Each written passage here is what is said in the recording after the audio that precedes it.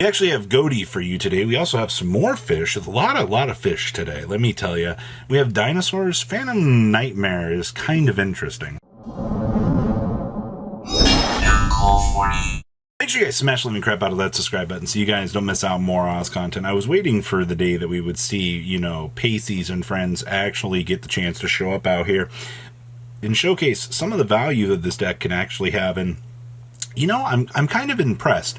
You know, a lot of people are like, oh, you don't need to play the white sardine stuff or any of the white cards to help this deck out. It's fish stuff that gives you tuner access. Like, let's not knock it for what it is. You do want to make sure that you can play these cards to assist you in a lot of the little free climb up. Now, what I do find interesting about this list was they actually opted to side the shifter instead of maining it, which I'm not a super big fan of that. I feel like you should be playing shifter at its full capacity because the card is just kind of the nuts for what it brings to the deck here. We're also playing one copy of the Ghoti chain in here, which once again, I haven't seen a lot of these builds tending to go with this. Much of the early stuff that we saw out of Kongs messing around with some of those ratios didn't necessarily do a lot of these things. And the fact, you know, you're seeing a shift around with these different ideas, I think is a good thing because it means people are trying out different ideas. But for the most part, I don't know, I think it feels like it leaves a little bit to be desired along the way. Now, I do see that we are playing one of the fish lamp in here, another little free little tuner monster out here. Also, this thing makes little fish lamp tokens, which give you some little extending options. But remember, most of this deck's value comes from Ghoti of the Deep Beyond, having this little built-in board nuke for a board clear, giving you some huge tempo swings where you actually need them. And yes, that is dimensional fissures in here as well. So basically, if this deck needs access to huge banishment wave cards, you have shifters and you have dimensional fissures in here to help you get to those points that you're going to need them. But outside of that, list is pretty cool. Showcases some of the more interesting ideas that you can have out here, and you know, that's pretty good.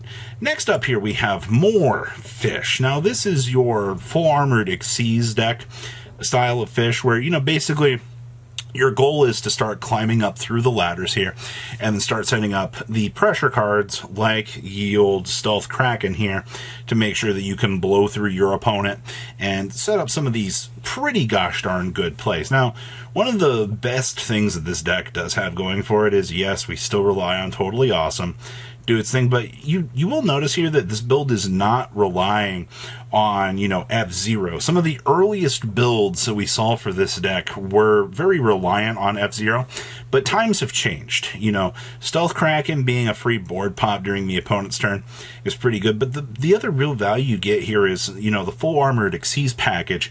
You know, being able to make that key Lancer during your opponent's turn to punish them is very good. Also, don't even get me started on the fact that this deck has access to Silent Honor Dark C101 in here to be able to do some pretty interesting things. Nash Knight is an interesting card in the aspect of, you know, the interactions and things that you can actually try in here. I also see that this build is playing Xyz Revive Splash as well, which is target a rank 4 lower Xyz monster in the graveyard, special summon it. Its attribute becomes water, and we can banish this card from the graveyard, target 1 water Xyz we control, special summon from the extra deck 1 water Xyz that is 1 rank higher than that monster you control by using it, and transfer materials if it has any.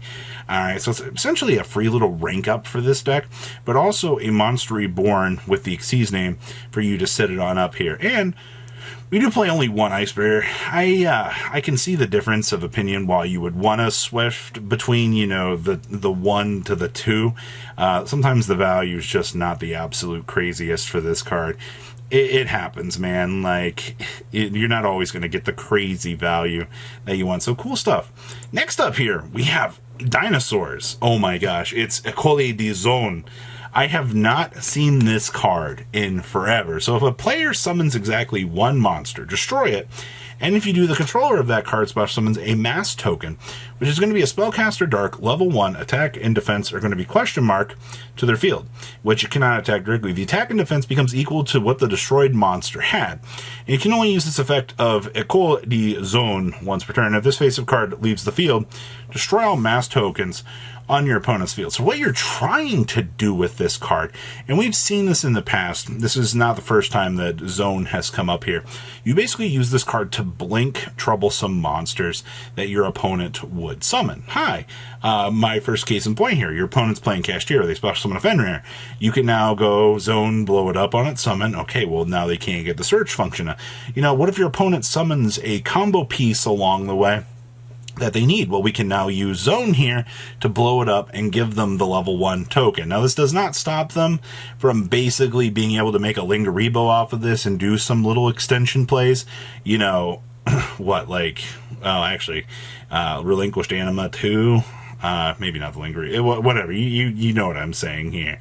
Like, it's some interesting little value. But outside of that, I mean, you are also seeing Kaito Patara finally seeing some play in here. I've been waiting to see the little Dinosaur package make its debut in here.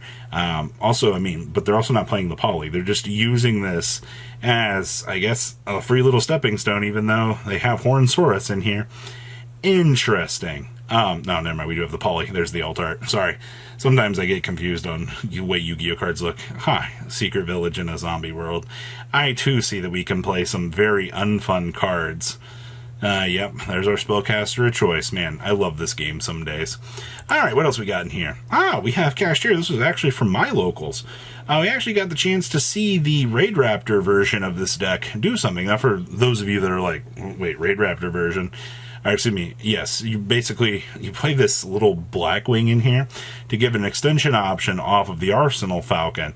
It also allows you to make F-Zero in here. Now, don't get me started on how stupid this card actually is, this format. I feel like a lot of people have forgotten how good F-Zero actually is. You know, you have this card that exists that, you know, literally your opponent has to be able to blank it, and they can't destroy it by battle or card effects.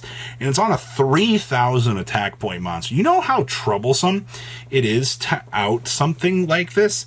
Very, very interesting.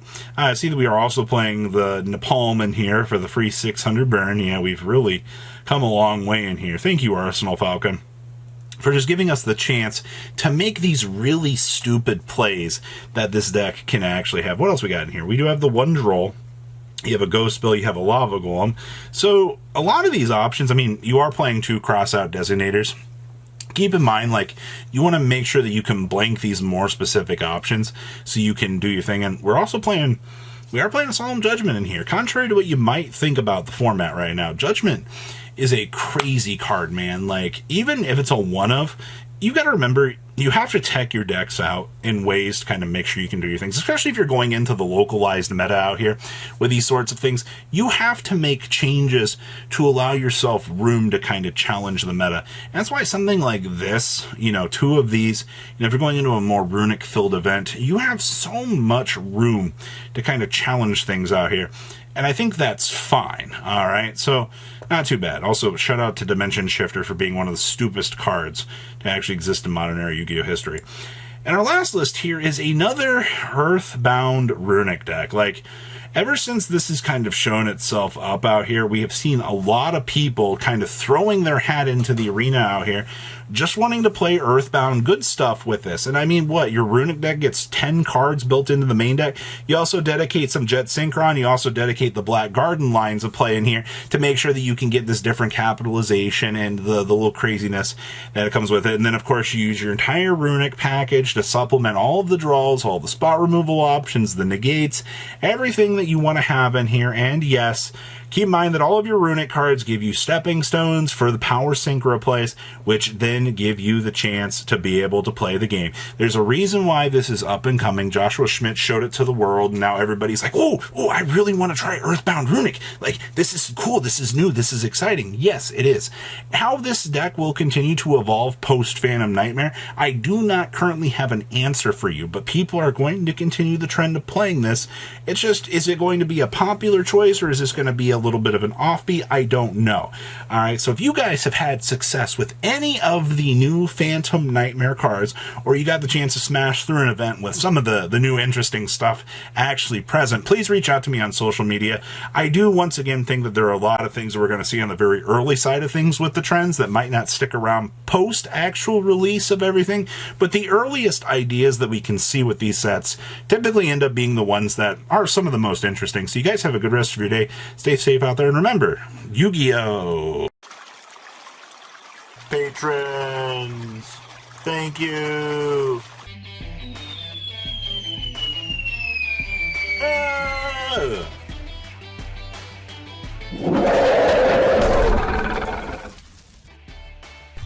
Thank you so much for watching. Check out these other videos.